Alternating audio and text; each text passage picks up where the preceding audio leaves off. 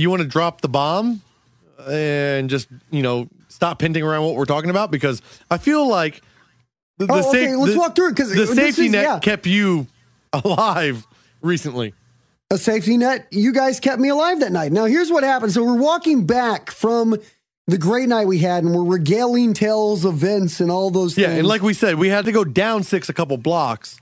Yeah, we had about another, according to you, we had about another 40-minute walk ahead of us. Yeah, we were about 15 minutes into it when we got to the sausage place. Well, I wanted to hit 2 food trucks on the way back, because it was important to me to hit 2 food trucks on the way back, because I wanted to get, there was a bratwurst stand and there was an angry egg roll stand. Both of them sounded delicious. I haven't been to 6th Street in a decade. I probably won't be back for a decade. I don't know. So I had to fucking get my food truck on. And so we stopped to get the bratwurst. I get the bratwurst, and we are literally, 10 yards away after I get it? 20 yards? Okay, how far? So to spell it out to everybody, 6th Street is a road. There's bars and shit on both sides. And it's a 4-lane road? No, it's just 2. 2-lane road, but they shut down. It's like a downtown street. Yeah. So they shut down the entire road. So people are walking in the middle of the street and everything.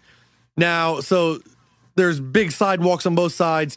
So the bratwurst place is directly across the street from where a shooting took place.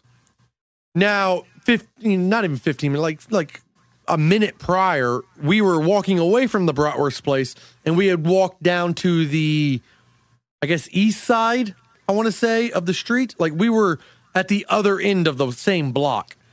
I have a brat in my hand, and I hear pop, pop, pop, pop, pop, pop. And I look around, and everyone starts fucking running like a bunch of goddamn geese. What? They're running like fucking crazy. Right. And I'm looking around with the brat in my hand, and I'm thinking, dude, some fucking asshole just threw some goddamn firecrackers to be a shithead, and everybody's being a bunch of fucking, dandies is what they're being. Yeah. Now, me being from, I'm a country boy. I've been around guns. The instant I heard pop, pop, pop, pop, pop, pop, or whatever it was, I was like, that's a gun. So and I've been telling people this story.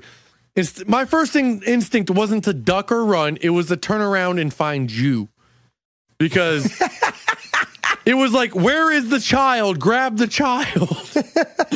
But the thing is, the way I turned, I caught Dr. Grant's eyes, and we both kind of gave each other that look, like, this is real. You guys knew shit was going down. We both knew there was heavy shit. We both turned to you, and your back is to us, because I was in the front. Dr. Grant was probably behind you, I guess. Well, I wanted to prove to all these fucking idiots around me it was just firecrackers. My instinct really was to go find the firecrackers and tell everybody to calm the fuck down. And my other thought was, don't drop the brat, because I just spent $8 on this fucking thing. So me and Dr. Grant catch eyes. And then we turn to you, and your back is towards us. I swear you were dancing or walking towards it or whatever. You were. I think I was just looking around for it. You were definitely looking towards it. It was like big noise, and you turned around. Yeah, I faced the noise. I did do that because I was trying to figure out where the firecrackers were. I just remember grabbing you, and luckily we were at the other end of the block, so catty corner blocks. And me, Dr. Grant, just grabbed you. Took off towards the alleyway, and then we ran down the alley, or not ran, but we walked really nonchalantly down the alleyway, just having a conversation. It was like, okay, we're in the alley. Whoa, that was crazy. I do know, that feeling, like what you're talking about is weird, that feeling, because we ran into the alley, and then the minute everyone got into the alley, it was like this weird sense of elation, we're out of the danger zone. That was crazy. Yeah. 2 things about the alley, by the way. A, I've never seen so many fucking people pissing in an alley. Walking down that 1 block alley, 2 block alley we did before we turned up towards the hotel. I probably saw 10 people pissing in the alley. Oh, wow. And this is right, directly after a shooting. I heard it. They heard it. There's no way they didn't hear pop, pop, pop, pop, something. Yeah. But they're pissing in the alley. So we're walking down the alley. I'm amazed by all the people pissing there. Then, luckily, fucking Dr. Grant grabs me by the collar and yanks me out of the way. But here comes a fucking, state trooper police car Suburban thing, bahaing down the alley to where we just came from. But I almost got ran over by a cop car because I was looking at all the people pissing in the alley. Yeah. It was fucking weird, man, because like the weird thing about it is we made it back to the hotel. I don't want to leave the subject, though. I got one more thing to say before we leave the subject. Yeah, well, there's another thing, but go ahead. I just want to, before we move on to what happened after the alley, I want to say is we were part of a mass shooting. This is going down statistically as a mass shooting. This man shot one woman in the head and 4 other people, or 3 other people, in like the belly, the hip, and like the ankle. Mm-hmm. This is going down as a mass shooting. We were like we were on the same block. No, we could have been hit by a stray bullet, no problem. Anybody near us could have. Because I'm not trying to make light of it. No, it's not making light of it, but we were probably, no shit, like 20, 30 yards away from where this happened. Yeah, we were involved in a shooting. Close. And yeah, so we fucking got into the alley, and then we get back to the hotel, and when we get back to the hotel, you find out there was another shooting, so right? Everybody goes, like, we get back to the hotel, y'all go inside, and you're like, fuck tonight, and I'm like, I'm gonna have a smoke. So I'm out there having a smoke, and there's cops everywhere, and cop cars, and there's helicopters, and like there's a couple of people talking in the little garden area. And it turns out the parking lot across from our hotel also had a shooter that happened at the same time. And the police scanners and the talk was that it was a active shooter situation where it was a targeted thing. It turns out it was just 2 random shootings that happened at the same time. But like right across from the hotel. So I'm outside having a cigarette with this guy, and he's telling me about how like Chicago's bad, and I kind of work there and I can relate. So we're having this conversation, this mundane chit chat. And then he's like, somebody shot somebody in this building next door and they're looking for him. And that's about the same time I look up and there's cops on like every floor with flashlights. You can just see their flashlights moving around looking like they're looking for something. And I was like, okay, dude, I threw my cigarette away. I was done. And like, I'm going inside. Fuck this shit. I walk inside. There's like 6 cops inside. And I talked to like the night guard person who's kind of been there. I was like, hey, what's going on? I heard something about a shooting. And they're like, nothing to see here. Move along. Move along. Nothing happened. Move along. And I was like, all right. Well, everybody outside is talking about a shooting. So you might want to look into it. And I walked away. It's kind of a smart ass. I don't want to get into it because when you came up, you and me got in a giant fucking fight. But I will say this: the reason I'm going to tell you the reason my emotions were charged is I was in the hotel. It took me from the time the shooting happened to the time we actually were in the hotel room to realize you were in like shock. Like I went insane because I couldn't believe that it had happened. And like at first it was like I really did go through fucking denial. At first it was like firecrackers. This shit didn't happen. And then after the denial, then when everybody like you're listening to the goddamn police scanner, you know someone got shot, someone got killed. Well, no, it's a fucking shocking because I am like I know you're not a rube. You've been around before. You've seen shit. I'm a rube, dude. I'm fucking the guy from Green Acres. Well, no, I could tell. That freaked me the fuck out. Well, like me and Grant, Dr. Grant, or whatever, looked at each other. And we knew what was going on. We grabbed you and went down the alley. And me, like, if you kind of recall the conversation we were having, like, you were kind of making jokes of it, and it was this and that. And I was like, no, dude, that was gunshots. Somebody just got shot. Let's get the fuck out of here.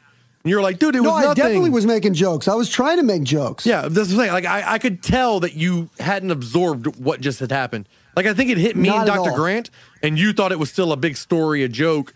Up until, like you said, when we got to the hotel, it was like a safe space. We knew we were home. That's when you kind of let loose and like, holy shit, this just happened to me. And when I realized when I had the police scanner and when I heard what had happened, when you came back up and told about the other thing, and then we heard the people crying in the hotel room next to us. Our next door neighbors at the hotel apparently were like involved in the shooting. They were there. They were like standing next to it. Yeah, they got interviewed by the cops. They were so close. When all that happened. Fuck, I'm getting goosebumps now. When all that happened, dude, this still raises a tingle in my. Well, it was so real to me that even my stupid little country mind when like, holy fuck, man. I mean, somebody shot somebody and it fucking bothered me.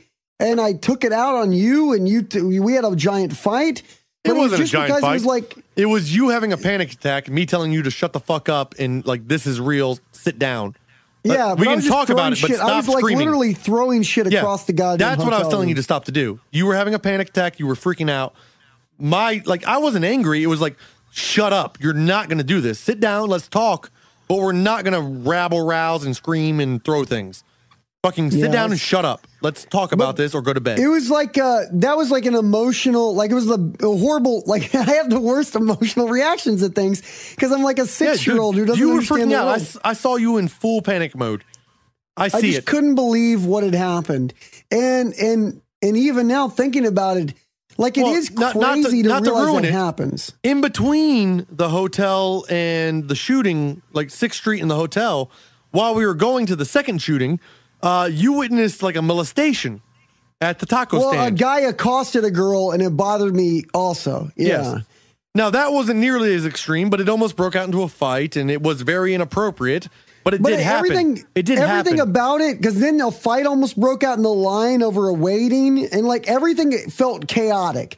It was like we had this giant, great moment of victory with Vince Valouf and peace and harmony. It was so weird. The world came tumbling down around you. Pure chaos for about 30 minutes on the way home. Pure chaos.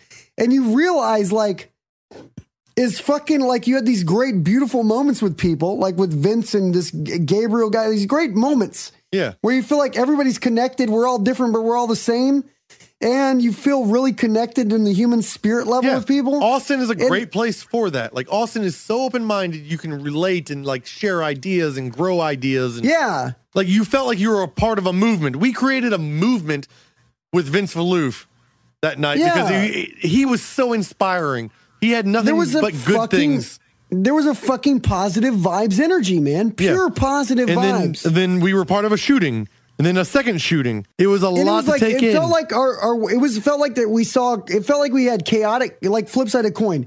Here on the one side, we have chaotic good, which is like bohemian fucking whatever, you know, like all this crazy, like everything's cool, man. Everybody's cool. Let's fucking love each other. Yeah. And then you flip the coin to chaotic evil. And it's just fucking. It's the Joker. It was such a, running around burning buildings. So goddamn drastic, dude. It fucked me up because that's where you realize like the world is and not to be overly dark, but a lot of times I'll look at it and I go, the world's a sick, dark place, man. No. What you have to do is balance it. The world is a real place. Real things happen. Fucking, it's not all Disney movies and dandelions. Real shit happens. And you can be part of real shit at any given moment. So just always be, you don't have to let it rule your life, but always be ready for real shit.